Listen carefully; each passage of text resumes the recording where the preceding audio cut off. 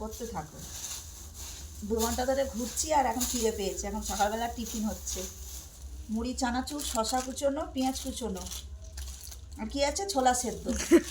ছোলা ভাজা, হ্যাঁ আবার ছোলা ভাজা, হ্যাঁ, ছোলা ভাজা, আবার ব্রাউন ব্রেড, পাউরুটি, পাউরুটি, পাউরুটি, আর আছে তাতে সন্দেশ, নতুন গুড়ের সন্দেশ।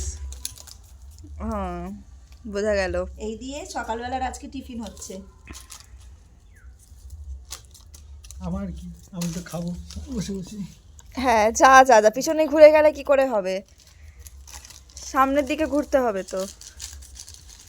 তার সাথে চারপাশটা বাইরে একটু বেরিয়ে দেখিয়ে ঘুরতে দিই। গেলে না, ওই রান্না করা খাবারের থেকে এই শুকনো খাবার টাবার নিয়ে গেলে এতে বেশি মজা। চারপাশে সুন্দর করে বেশ মেখে টেকে হেভি লাগে খেতে।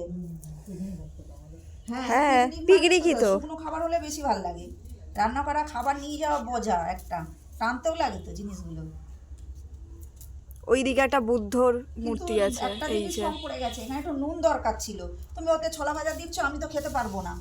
আর অত শক্ত না এটা। না, কি না না, সব নরম, এমনি আমার শক্ত ব্যথা না, আমার এইদিকে। কিচ্ছু নেই ওতে, পুরো নরম। এটা কি করবো, 4 টুকরো করবো? হ্যাঁ, 4 টুকরো না, 8 টুকরো, ছোট ছোট করো।